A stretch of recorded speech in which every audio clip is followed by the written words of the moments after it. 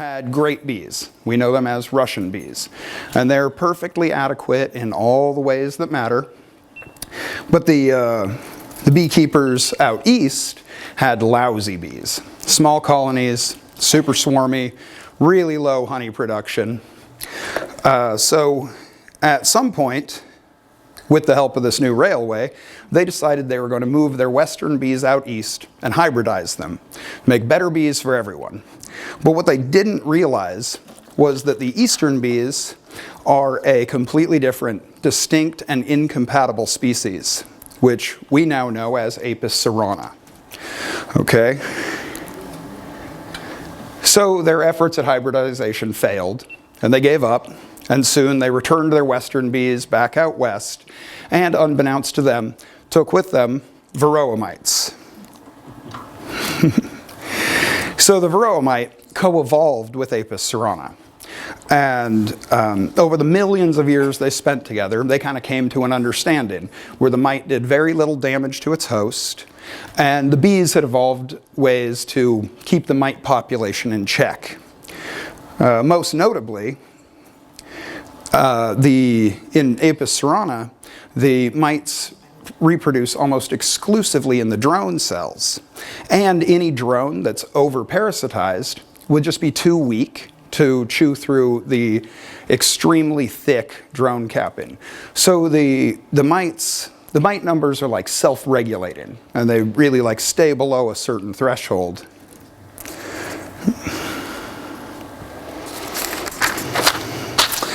In the early days of parasitizing Apis mellifera, the relationship with the mites was kind of similar.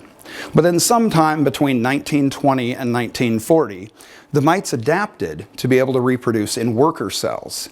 Now, previously they had been limited to just the drone cells, but now they had the potential to reproduce in up to 100% of the cells, which led to huge, like unprecedented mite populations. And it was now sickening the entire colony. Like, it doesn't hurt a colony much to have sick drones, but it hurts a colony very much to have sick workers. And now with these huge populations, it was really easy for the mites to spread rapidly. And they did. So by the 1960s, the mites had spread across Eastern Europe. In the 70s, they spread across Africa and South America. In the 80s, they spread across Western Europe. 1987, they were first identified in North America, here in the States. And then in the 90s and aughts and teens, they spread to the more remote, like island nations around the world. They made it to Hawaii in 2007. And then finally, in 2022, they were first identified in Australia, which means that now the mites are in every single beekeeping country on Earth. And now that the climate's warming enough that people are starting to keep bees in Greenland, I'm sure there'll be mites there soon as well. And then we'll really be every country on Earth.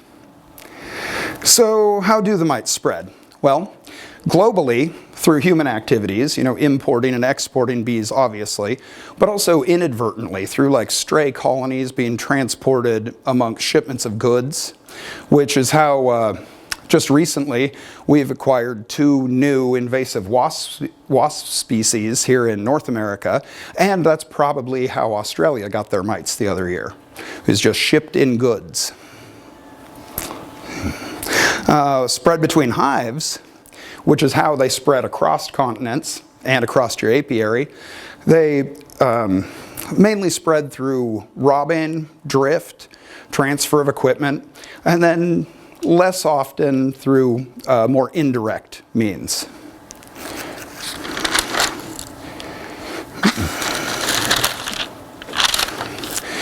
So commonly, one colony has just grown so sick from its mite infestation that it ends up robbed out by a stronger colony. And the mites are able to tell the difference between a healthy bee and a sick bee. And they'll preferentially move to the healthy bee and then ride her home and infest her colony.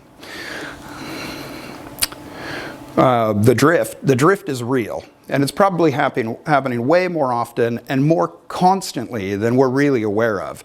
Anytime a bee is lost or tired or confused or lazy or just bored, she'll just follow her nose, or if she's really lost, she'll follow another bee back to her home and ask entry there of the guards. There she is, asking entry. And as long as she's got a crop full of nectar or pants full of pollen, and she's properly submissive on the doorstep, there's a good chance that she'll be admitted. And drones are admitted absolutely anywhere that can afford to feed them. And they commonly hop hive to hive throughout their life. In between their mating flights, if they've failed to mate, they'll just stop at the nearest hive they can find, refuel, and head back out tomorrow. And the drones tend to carry more mites because they're born with more on them. The mites also spread through transfer of equipment. So if you're moving bees or frames or rapidly reusing equipment, it's a great way to spread mites amongst your own hives. And then less commonly, they'll spread through indirect means. So say a mite is dislodged during pollen foraging, or maybe the bee dies in the field. I mean, bees work until they drop dead. So commonly, they die right there in the flower. The mite hops off, and the mite finds herself alone in a flower, just waiting for the next pollinator to come along. And when it does, she wastes no time, jumps immediately on. Now, if this is a honeybee, that's great. The infestation continues.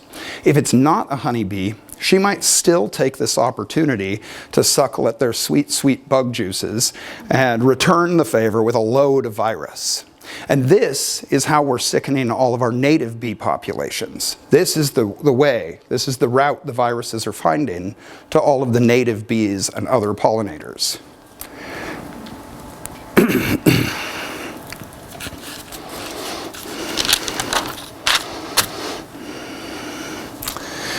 Okay, so now they've gotten to the hive, but why do the bees let them in? Right? These things are huge and obvious. Look, if they were scaled up to your size, they would be the size and weight of a cantaloupe, or like a large soup bowl hanging off your body. And sometimes there's multiple. Maybe you've got 6 or 8 cantaloupes hanging off your body. Why don't they just pick them off? Well, the mites are built to hold on. They've got suckers on their feet, and hairs on the sides of their legs that can hook on to the bee hairs. They're able to pull their body down flush, like the way an abalone or a snail would, so there's no edges for the bee to gain purchase and dislodge them. If they're going for a long ride, they tuck the front half of their body underneath the scales of the bee's exoskeleton, so there's really no way to scrape them off. Like that. But in addition to that, they make themselves invisible, and they disguise themselves as part of the bee's body. You see, in the dark of the hive, the bees can't see anything. They experience everything in there through touch and smell and taste. And their antennas are super sensitive, and they can serve all 3 of these functions. That is their nose. It can act as a tongue, very sensitive to touch. So this is how they do most of their seeing in the hive, is with their antenna. They also use like their hands and their tongue a bit. The mite has no eyes at all. So it experiences its whole world through touch and smell and taste. And being an arachnid, it has no antenna, but it has really sensitive like chemical detectors on its front 2 feet there that serve the same purpose as antenna. Now, so all bugs have a waxy lipid layer on their skin. It's what holds their body's water in. Otherwise, they'd dry out in minutes. With this lipid layer, it's saturated with the chemicals and pheromones that identify that bee as an individual.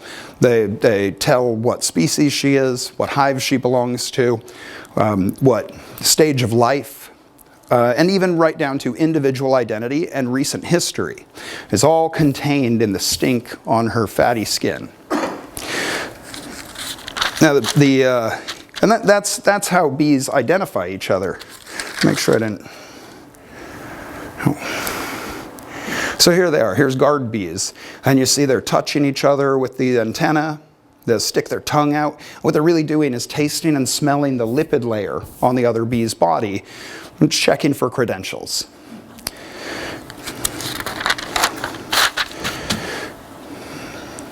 So the mites, in all their cleverness, they are able to perfectly mimic the bee's smell. Not just in a general way, but right down to the individual identity.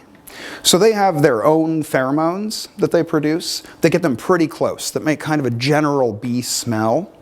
But once they've mounted a given bee, immediately that bee's pheromone-laden lipids start to wick up and spread across the mite's body. And within 3 hours, that mite is indistinguishable from the host that she's riding on, to such a degree that when that bee reaches behind and feels the mite on her own back, she identifies it as a part of her own body. And so do all the other bees that encounter her. They come up, they feel, they taste, they touch the mite, and it seems like part of the bee. So they have no reason to dislodge it. The mites are so sensitive to smell that they can tell the difference between different colonies and different cohorts within the colony. You know, like guards, foragers, nurses. They can tell all of that just by the smell of the bee.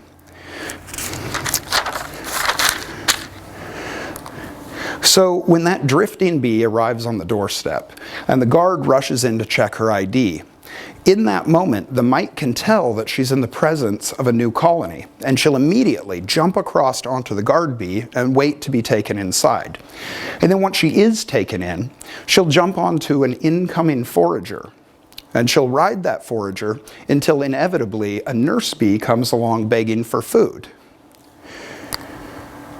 And during that trophallaxis, the mite will then transfer again onto the nurse bee, because the nurse bee is going to take her where she really wants to go, to the brood nest. Now, bee larvae also communicate through smell. And about 15 hours before capping, the larva is going to send out a pheromone telling her attendants that she's ready to be capped. And this is the message that that foundress mite has been waiting for. When she smells it, she will immediately jump off of the nurse and squeeze down past the larva. Then she'll bury herself in the puddle of brood food at the bottom of the cell to hide from the nurses and the larva. Then she'll turn herself on her back and stick out this little snorkel thing she's got so that she can breathe while she's submerged in this brood food.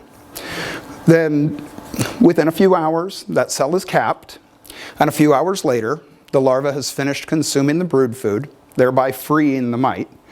And now the next day or so, that mite is going to have to run and dodge as the larva spins the cocoon around herself, and the mite has to make sure that she ends up inside of that cocoon. And then once that's done, she's going to open a hole in the side of the now pupa and feed. Once she's eaten a little, she's going to go to the upper side of the cell, somewhere near the entrance, and poop.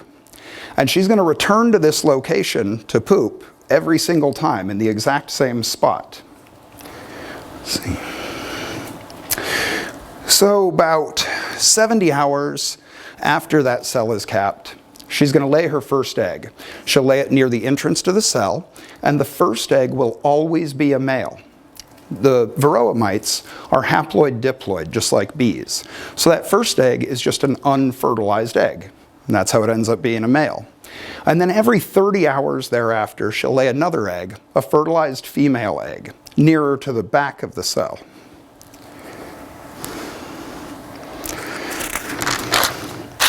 So the eggs hatch in just a few hours. The male mite matures in about 6 or 7 days. The female matures in 5 or 6 days. Now, the mites, they mask their odor even while they're in that pupal cell. So they can't find each other by smell, but they can detect their mother's poop pile.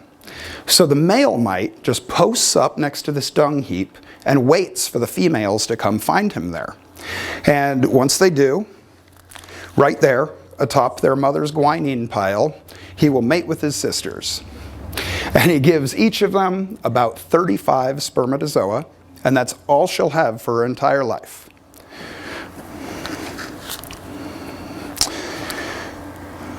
Cute, right? No. Family photos.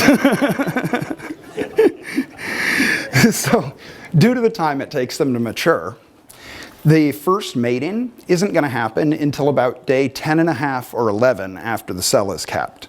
Now, a worker bee is only capped for 12 days, so they really don't have a lot of time to get a lot of mating on.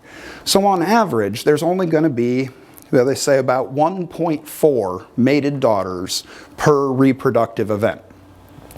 Now, a drone is capped for 1 day longer than a worker.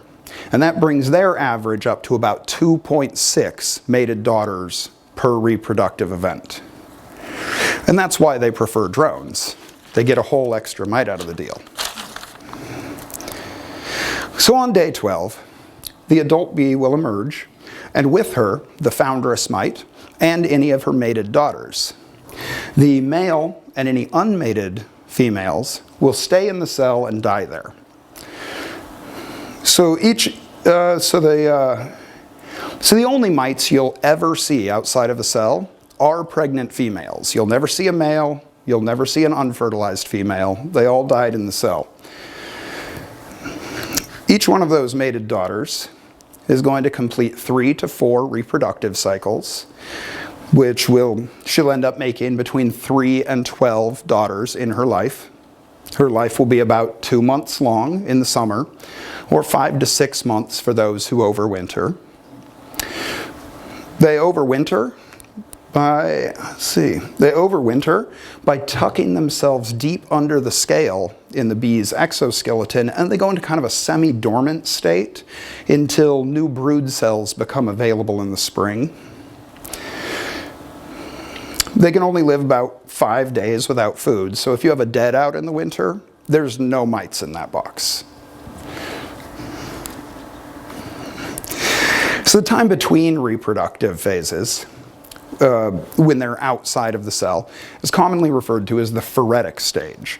But really, this is a misnomer, because in a truly phoretic relationship, the phoront does no harm to its host. It uses it merely for transportation. Picture like frog riding a turtle, or cleaner fish on a shark. This is purely transportation, but we now know that the mites do bite and harm the adult bees. So the more modern term for this is that this is their dispersal phase, and those mites outside of the cell are the dispersed mites. Those dispersed mites will spend, on average, about 3 days outside of the cell before returning for their next reproductive phase. And during the active season anyway, there are roughly 80% of the mites are underneath the capping at any given moment. So what you see outside walking around, that's only 20% of the mites in that hive. Now, while in the cell, the foundress and her progeny, they will feed on both the pupa's hemolymph and fat bodies. On the adult bees, they climb under the scales and they poke a hole through the soft tissue in between scales, and they feed exclusively off of the fat bodies of the bee. So the fat bodies are a layer of clusters of tissue just below the epidermis. And this organ functions really similar to our liver. And it's also an important part of their immune system. So the more damaged it becomes, the more vulnerable that bee is. And that bee, having been through her final molt, is unable to heal any external injuries. They can only heal when they replace their shell. She went through her final molt before she emerged. So that bee will now live the rest of her life with an open wound, which can lead to hemolymph loss, dehydration, and bacterial infection, which significantly shortens their lifespan. Now that's all pretty bad, but your bees could probably survive the mites if it wasn't for the viruses. So here's a list of 36 viruses found in Apis mellifera. The first dozen or so, I know they're hard to see from back there, but the first dozen or so of these are the ones we're really familiar with. Several of these we contracted from Apis cerana. A few of these are mite viruses that just kind of end up in the bee, and a couple of these are able to reproduce in both the bees and the mites. And that's really a hell of a trick. That's quite a feat for a virus to be able to reproduce in multiple species like that. But then about half of this list, are endemic to the Apis mellifera, and they've been with them for thousands or millions of years. And during that time, most of them have become fairly benign because a virus that kills its host species dies out with it. For example, deformed wing virus. Deformed wing virus is completely asymptomatic when transferred orally in the absence of mites. Completely asymptomatic. When spread by mites, it is one of the biggest killers of bees. We're still there? So yeah, the deformed wing virus spread orally, asymptomatic. Spread by mites, kills your bees. And most of these endemic viruses were traditionally spread orally. And the thing is, your digestive tract is outside of your body, and it's designed to mitigate the spread of pathogens. So you end up with much less viral problems when it's introduced through your digestive system. And these viruses would traditionally inhabit parts of the digestive tract. But when the mite, well, okay, the Varroa mites, make sure I'm not missing a slide here. Varroa mites puke a little bit when they eat. So when they bite in, they regurgitate up and inject large doses of viruses directly into the bee's hemolymph and already compromised fat bodies. And this makes the viruses much more virulent. And this is why we see these grotesque deformations and these gruesome deaths that really would have been quite uncommon before the Varroa mite came on the scene. So your bees would probably survive the viruses if it wasn't for the mites, and would probably survive the mites if it wasn't for the viruses. It's really the synergy between them that's so deadly. So these mite-vectored viruses are always going to be impactful, but they are doubly impactful when we're talking about your winter bees. The winter bees are what's sometimes called fat bees. The winter bees are the fourth caste of bees within the colony. You know, worker, drone, worker, queen, drone, and also winter bees. The winter bees are the bees that overwinter your colony. They live for 6 months, and they are responsible for raising the first generation of workers next spring. Now, if too many of your winter bees are sick, your colony is not going to come out of winter. They just won't make it. Even if they survive until spring, those bees will be too sickly to raise the first generation of workers. And in order for your winter bees to be healthy, they need to have been raised by healthy nurses. A nurse who's sick with viruses transmits those viruses to the larvae she's raising. And they are going to be raising those winter bees in September and October. So you really need to get your mite numbers down right now. Right now. Here's a graph that shows the bee and mite populations throughout the year. Now, you notice that they have the same curve, but the mites lag about 3 months behind the bees. So the bees population peaks in June and July. The mites population peaks in September and October, exactly when you're trying to raise your winter bees. Now, notice where we are right now on this graph. We are right here, right where those lines cross. So this is a critical moment. You really do need to be treating for mites right now. So as the bee population declines and brood cells become less available, the mite population will also decline. In until about December or so. And then the remaining mites will go tuck themselves up under the scale of one of your winter bees and go into their winter phase. There they are, all tucked away for winter. And they'll remain there, feeding on and sickening your all-important winter bees. But it does leave them all exposed,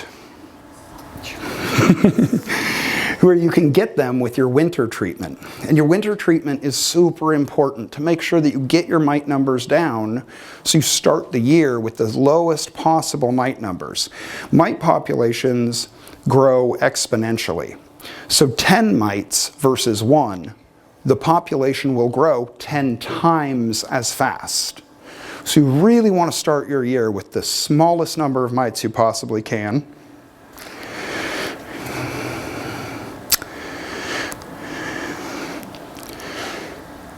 And that's, okay, so now I've taken you all the way from 1916, the completion of the Trans-Siberian Railroad, through December of this year. And we've all learned to love our little buddies, the Varroa mites.